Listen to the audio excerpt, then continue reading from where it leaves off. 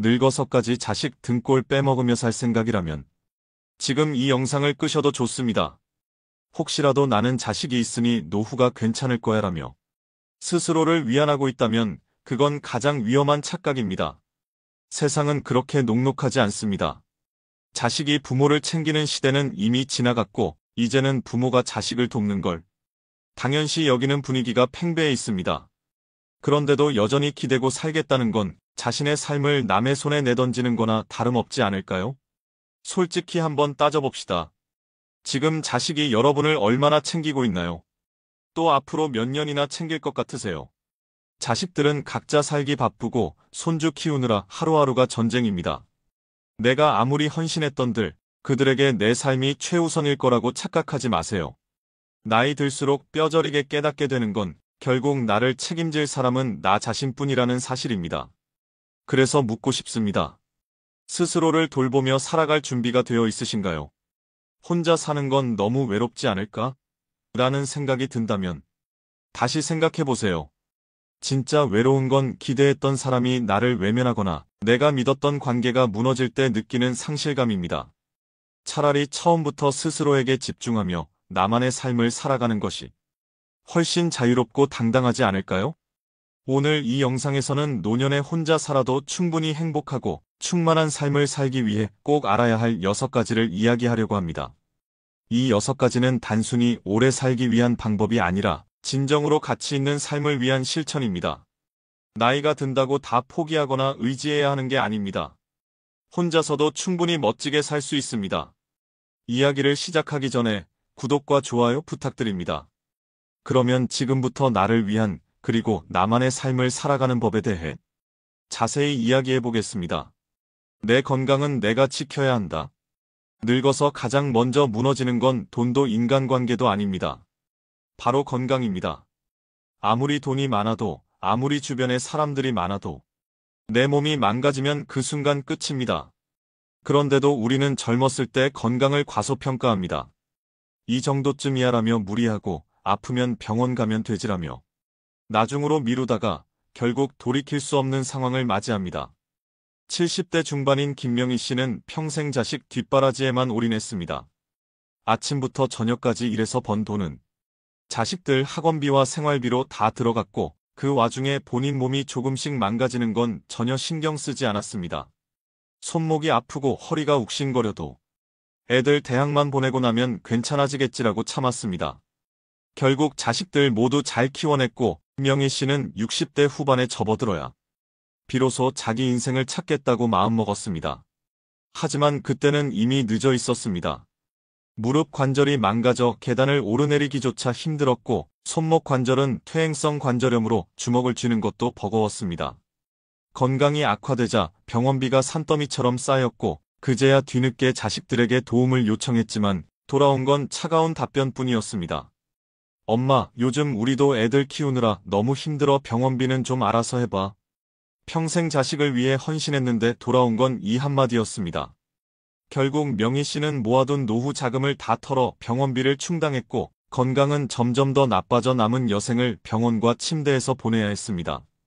여기서 중요한 건 자식이 도와주지 않았다고 탓하는 게 아닙니다. 애초에 자신의 건강을 돌보지 않은 선택이 문제였습니다. 김명희 씨가 젊었을 때부터 자기 몸을 아끼고 돌보는데 조금이라도 시간을 썼다면 지금 이렇게까지 후회하며 살지는 않았을 겁니다. 우리 모두 이 사실을 뼈저리게 깨달아야 합니다. 내 건강은 누구도 대신해 줄 수 없습니다. 자식이든 배우자든 아무리 가까운 가족이라도 나를 대신해 병을 알아줄 수는 없습니다. 내가 아프면 내가 고통받고 내가 약해지면 내가 힘든 겁니다. 그러니 건강을 남의 손에 맡기겠다는 생각은 버리세요. 병원비 걱정할 시간에 운동화 끈을 묶고 밖으로 나가십시오. 오늘만 쉬자는 핑계 대신 오늘부터 시작하자는 다짐으로 바꾸세요. 특히 나이가 들수록 꼭 지켜야 할 기본 수칙이 있습니다. 매일 규칙적으로 몸을 움직이는 습관을 들이세요.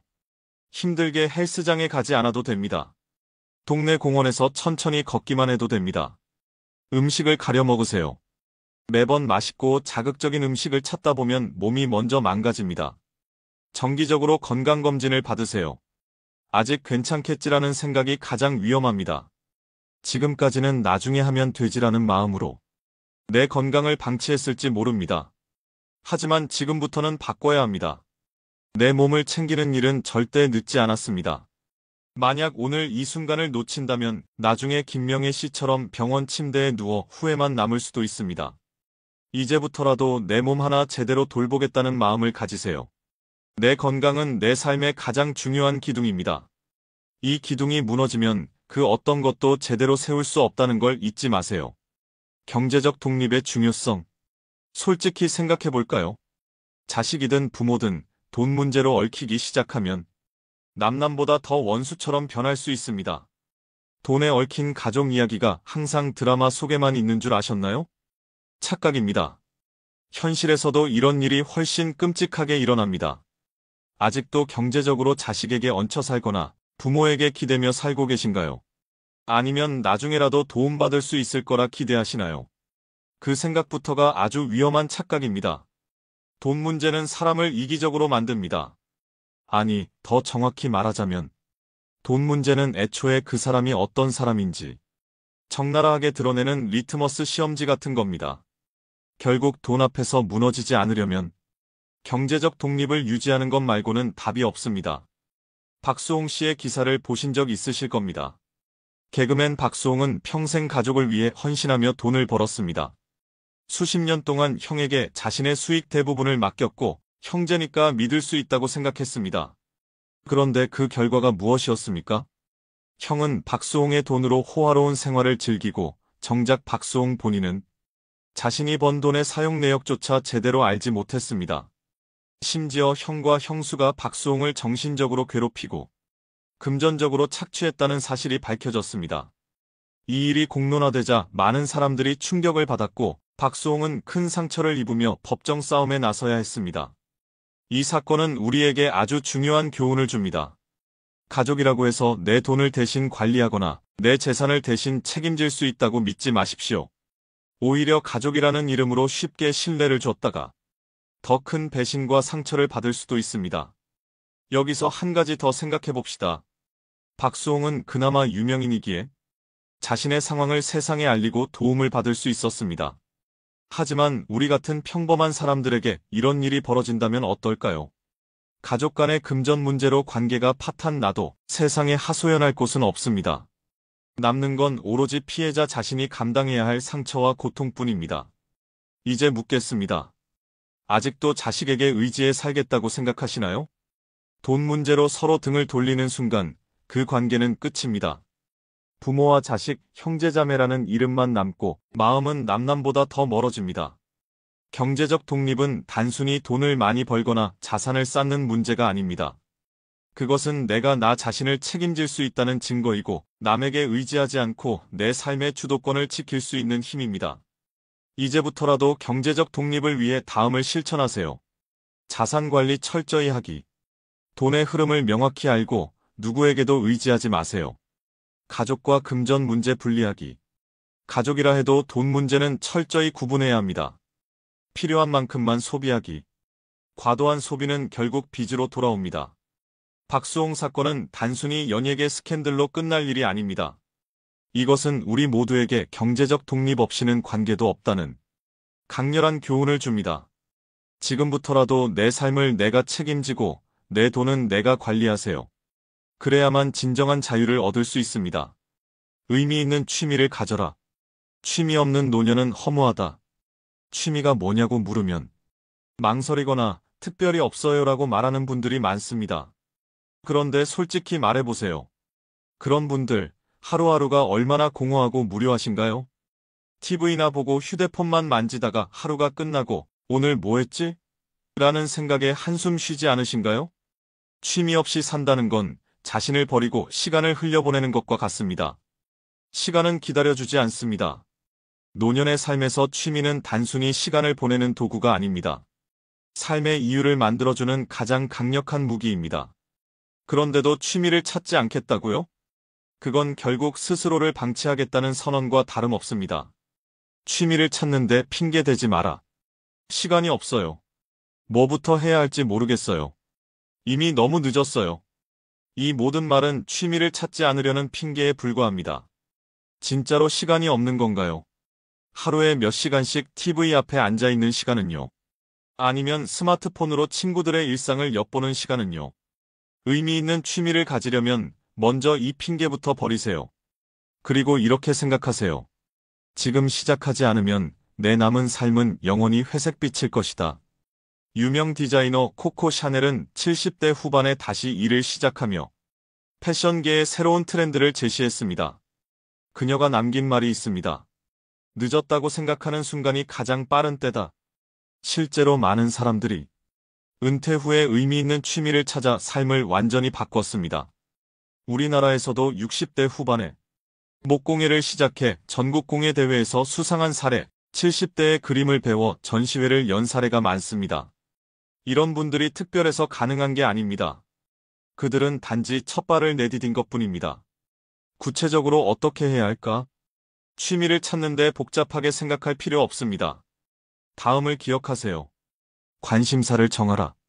지금까지 살아오며 한 번쯤 해보고 싶다고 생각했던 것들이 있지 않았나요? 그게 뭐든 상관없습니다. 글쓰기, 그림, 악기 연주, 뜨개질, 요리, 심지어 낚시까지. 단, TV 시청이나 인터넷 서핑처럼 수동적인 활동은 제외하세요. 능동적으로 내 손으로 무언가를 만드는 활동이 중요합니다. 배우는데 투자하라. 취미를 배울 수 있는 수업이나 워크숍에 참가하세요. 유튜브 영상으로 시작해도 좋습니다. 배우는데 돈을 아끼지 마세요. 취미는 투자한 만큼 즐거움을 줍니다. 목표를 만들어라. 단순히 시간을 때우는 취미는 오래가지 못합니다. 작은 목표를 세워보세요. 예를 들어 6개월 안에 내가 만든 목공 작품을 집에 장식한다거나 한 달 안에 기타로 한 곡 완성한다 같은 목표를 말입니다. 그리고 공유하세요. 취미 활동을 다른 사람과 나누세요. 내가 만든 작품을 친구들에게 보여주거나 함께 취미 활동을 할 동료를 찾아보세요. 공유는 즐거움을 배가시킵니다. 현실을 직시하라. 취미가 없는 삶은 점점 좁아지는 방에 갇힌 것과 같습니다. 아무것도 시도하지 않으면 아무것도 바뀌지 않습니다. 오늘도 다음에 하지라며 미루고 계신가요? 그렇다면 내일도 똑같이 미루고 결국 죽을 때까지 취미 한 번 제대로 가져보지 못한 채로 삶을 마칠지도 모릅니다. 취미는 단순히 시간을 소비하는 도구가 아닙니다. 그것은 삶의 이유를 만들어주고 나를 성장시키며 하루하루를 특별하게 만드는 강력한 힘입니다. 이걸 모르고 계속 방치하실 건가요? 지금 당장 시작하세요. 작은 것부터 단순한 것부터. 내 손으로 무언가를 만들어가는 즐거움을 느끼는 순간 당신의 노년은 완전히 새로운 페이지를 열게 될 것입니다. 그 누구도 대신해 줄 수 없는 삶의 즐거움, 바로 취미에서 시작됩니다. 단순한 인간관계가 답이다. 이제 인정하세요. 인간관계라는 건 결국 계산입니다. 가족이든 친구든 당신이 더 이상 줄 것이 없거나 받는 것이 불편해지면 관계는 금세 희미해집니다. 나이가 들수록 이 사실을 뼈저리게 깨닫게 됩니다. 그런데도 여전히 쓸데없이 얽히고 설킨 인간관계를 붙잡고 있는 분들, 아직도 자신이 의리를 지키고 있다고 착각하며 살아가고 있지는 않나요? 이재용 삼성전자 회장의 일화를 떠올려 보겠습니다. 이재용 회장은 한 인터뷰에서 결국 모든 관계는 필요에 의해 만들어진다며 자신의 경험을 바탕으로 인간관계의 허상을 지적한 바 있습니다. 실제로 그는 경영권 승계와 관련된 복잡한 문제로 인해 가장 가까운 사람들에게도 실망하고 배신감을 느낀 경험이 있습니다. 필요라는 목적이 사라지면 엄청 가까웠던 관계도 무너질 수 있다는 걸 보여주는 사례입니다. 일반인의 삶에서도 다르지 않습니다. 평생 친구라고 믿었던 사람이 어느 날 갑자기 연락을 끊거나 돈 문제로 인해 가족과도 원수가 되는 경우를 한 번쯤 들어보셨을 겁니다. 아니면 어쩌면 직접 경험했을지도 모르죠. 구체적으로 이런 상황들을 생각해 볼까요? 자녀가 결혼한 후 연락이 점점 줄어들다가 결국 명절이나 특별한 날에만 형식적인 연락이 오는 경우, 평소 친하게 지냈던 이웃이나 친구가 돈이나 도움을 요청하다가 거절하면 관계가 급속도로 멀어지는 경우, 장례식이나 큰일이 생겼을 때만 뜬금없이 찾아오는 가족이라는 이름의 사람들. 그렇다면 우리는 어떻게 해야 할까요? 답은 간단합니다. 나이가 들수록 인간관계를 단순화하세요. 필요한 관계만 유지하고 불필요한 인연은 정리하는 용기가 필요합니다. 의리를 앞세워 자신을 갉아먹는 관계를 끌어안고 있으면 결국 손해보는 건 나 자신입니다. 단순한 인간관계를 만드는 구체적인 방법을 이야기해 보겠습니다. 필요 없는 모임 거절하기. 예전에는 어쩔 수 없이 참석했던 모임, 회식, 동창회. 이제는 과감히 거절하세요. 진짜 나를 아끼는 사람들은 모임에 나오지 않았다고 해서 관계를 끊지 않습니다. SNS 정리하기. 쓸데없이 많은 친구와 팔로워는 필요 없습니다.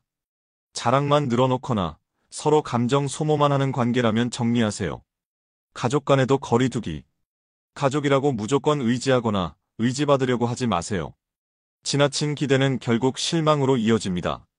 진정한 관계 찾기. 함께 있을 때 편안하고 계산 없이 서로를 존중하는 관계만 남기세요. 그게 한 명이든 두 명이든 상관없습니다. 우리는 사회적 동물이지만 지나치게 많은 관계를 유지하며 살 필요는 없습니다. 나이가 들수록 질 높은 관계 몇 개가 삶을 더욱 풍요롭게 만듭니다. 인간관계를 정리하는 데는 용기가 필요하지만 한번 정리하고 나면 비로소 찾아오는 해방감을 느낄 수 있을 것입니다. 결국 당신 곁에 남는 사람은 진짜 필요한 사람들 뿐입니다. 그 외의 관계는 과감히 끊어내세요. 그것이 행복한 노년을 살아가는 첫걸음입니다. 자식에게 기대지 말고 노년의 자립을 선택하라. 자식이 부모를 끝까지 책임진다는 말, 지금 시대엔 전설 같은 이야기입니다. 하지만 여전히 많은 부모들이 우리 자식은 다를 거야라며 미련을 버리지 못합니다. 정말 그렇게 믿고 있다면 냉정하게 현실을 돌아보세요. 자식도 자신의 삶을 살아야 하고 그 속에서 부모의 존재는 점점 뒷전으로 밀려납니다. 이건 사랑이 없어서가 아니라 시대의 변화입니다. 그런데도 아직도 자식에게 기대고 있다면 스스로 불행을 부르는 겁니다. 올해 74세인 박영자 씨는 자식에게 모든 걸 걸었던 사람입니다. 평생 시장에서 일하며 번 돈을 아들 학비와 결혼 자금에 쏟아부었습니다. 손주까지 봐주느라 허리가 휘도록 일했고 자신의 노후 준비는 생각조차 하지 못했습니다. 문제는 아들의 결혼 후에 터졌습니다.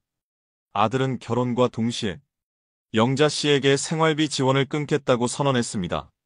본인도 자립해야 한다며 영자 씨를 따로 챙길 여유가 없다고 말했죠. 영자 씨는 너무도 충격적이었지만 그래도 손주들이 좋아서 참고 도와주었습니다. 그런데 몇 년 뒤 며느리는 이제 아이들이 컸으니 저희가 알아서 하겠습니다. 어머니도 좀 쉬세요. 라며 더 이상 도움을 요청하지 않았습니다. 말은 고마웠지만 사실상 영자 씨를 멀리하겠다는 신호였습니다. 결국 영자 씨는 손주와 아들 부부와도 멀어지고 자신은 월세 단칸방에서 홀로 지내며 생계를 걱정해야 했습니다.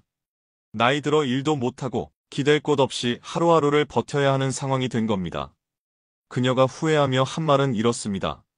내가 나를 준비하지 못한 게 잘못이죠. 자식이 내 노후를 책임져 줄 거라고 조금이라도 기대한 내 탓이지. 이 사연은 극단적인 예가 아닙니다. 많은 부모들이 비슷한 실수를 반복하고 있습니다.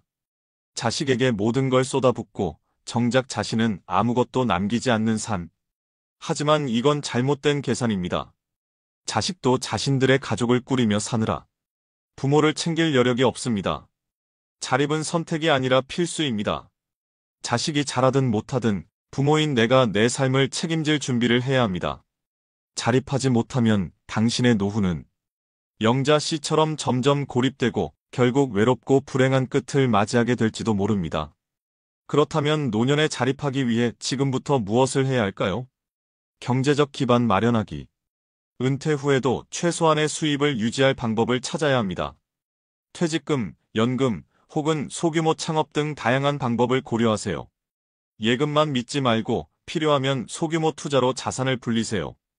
단, 무리한 투자는 금물입니다. 주거 환경 정리하기. 큰 집에 살면서 유지비에 허덕이지 마세요. 몸과 돈이 모두 편한 작은 평수의 집으로 옮기세요. 단칸방이라도 내 집이면 노후는 훨씬 안정적입니다. 관계 유지하기. 자립은 고립이 아닙니다. 친구나 이웃과 교류를 지속하며 정서적 지원망을 만드세요. 필요하면 지역 커뮤니티 활동에 참여해 사람들과 어울리세요. 건강 관리하기. 자립하려면 몸이 튼튼해야 합니다. 건강이 무너지면 자립도 불가능합니다. 운동과 식단 관리를 꾸준히 하세요. 기대감 내려놓기. 자식에게 무언가를 바라지 마세요. 자식이 도와주면 감사한 일이지만 그것이 기본이라 기대하지 않으면 상처받을 일이 없습니다. 자립은 고독과는 다릅니다. 오히려 자립은 당신을 더 자유롭게 만들어줍니다. 자립하면 관계에서도 주도권을 가질 수 있고 스스로의 삶을 책임질 수 있는 여유를 얻게 됩니다. 영자 씨는 결국 이렇게 말했습니다. 지금이라도 알았으면 좋았을 텐데. 여러분의 입에서도 같은 말이 나오지 않도록 하세요. 지금부터라도 자립을 준비하세요. 당신의 삶은 당신이 책임져야 하고 그래야만 진정으로 평화롭고 자유로운 노년을 맞이할 수 있습니다. 나의 노후는 내가 만든다. 지금까지의 삶을 되돌아보며 후회는 없으신가요? 건강을 방치했던 시간, 돈을 허투루 썼던 순간, 관계에 얽매여 고통받았던 기억들, 자식에게 너무 많이 기대며 살았던 그 모든 날들. 한 번쯤 가슴속에서 내가 왜 그랬을까라는 후회가 밀려오지 않으셨나요? 후회는 누구나 합니다. 하지만 중요한 건 그 후회가 여러분의 내일을 바꿀 수 있느냐는 겁니다. 지금도 변하지 않는다면 내일도 똑같습니다. 그리고 결국 여러분은 고독과 후회 속에서 노년을 맞이하게 될 겁니다. 지금 아무것도 하지 않으면 끝까지 아무것도 없다. 현실을 직시하세요. 시간이 갈수록 선택의 폭은 줄어듭니다. 몸이 약해지면 하고 싶었던 취미를 시작할 기회도 사라지고 돈이 부족하면 안정적인 노후는커녕 생존조차 위태로워질 수 있습니다. 아직 시간이 있어. 라고 스스로를 위안하고 계신가요? 하지만 그 시간은 점점 여러분 곁을 떠나고 있습니다. 하루하루를 방치하는 동안 여러분은 스스로를 더욱 좁은 틀 안에 가두고 있는 겁니다. 내일은 스스로를 위로하는 가장 위험한 말입니다. 지금 해야 할 일은 단순하다. 다시 한번 강조합니다. 지금 해야 할 일은 복잡하지 않습니다. 지금까지의 내용을 기억하세요. 반복해서 들으세요. 들으면서 새기세요. 건강을 지키고 경제적 독립을 유지하며 의미 없는 인간관계를 끊어내고 여러분만의 취미를 찾으세요. 그리고 무엇보다 남에게 의지하지 말고 여러분의 삶을 스스로 책임지세요. 지금 당장 결단을 내리세요. 지금 하지 않으면 내일도 하지 않습니다. 그리고 결국 그 선택의 결과는 고스란히 여러분에게 돌아옵니다. 나의 삶은 내가 만든다. 예전에 한 철학자가 이런 말을 했습니다. 인생은 자신이 쓴 시나리오대로 흘러간다. 이는 선택과 책임에 대한 가장 간결한 진실입니다. 여러분의 삶이 지금 어떤 모습이든 그건 결국 여러분이 선택한 결과입니다. 하지만 다행인 건 여러분이 이 시나리오를 바꿀 힘도 가지고 있다는 겁니다. 지금부터라도 스스로에게 물어보세요. 내가 진정으로 원하는 노후는 어떤 모습인가? 그 답은 여러분이 무엇을 선택하고 어떤 행동을 하느냐에 따라 달라집니다. 여기까지 왔으면 이제는 결단을 내릴 때입니다. 더 이상 과거를 탓하거나 누군가를 원망하지 마세요. 지금 여러분이 하는 작은 선택들이 미래의 여러분을 결정합니다. 오늘부터 하루 30분 운동을 시작하세요. 지금 가지고 있는 물건 중 필요 없는 것을 과감히 정리하세요. 한 달에 한 번이라도 새로운 것을 배우거나 시도해보세요. 관계에 지쳐있다면 여러분을 지치게 하는 사람들과의 거리를 두세요. 이 모든 것이 거창해 보일 수 있지만 사실은 단순한 실천입니다. 하지만 이 단순한 행동들이 여러분의 노후를 완전히 바꿀 수 있습니다. 여러분은 할 수 있습니다. 마지막으로 지금 이 순간을 기억하세요. 지금이 여러분이 바뀔 수 있는 가장 빠른 순간입니다. 지금 내딛는 작은 한 걸음이 여러분의 남은 인생을 바꿀 첫 발자국입니다. 늦었다고 느낄수록 빠르게 움직이세요. 여러분의 노후는 여러분이 만드는 겁니다. 아무도 대신해 줄 수 없고 아무도 책임져 주지 않습니다. 이 사실을 받아들이고 지금부터 스스로를 위해 싸우세요. 오늘부터 변화하겠다고 결심한다면 그 순간부터 여러분의 노후는 새로운 시작을 맞이할 겁니다. 지금 바로 행동으로 옮겨보시길 바랍니다.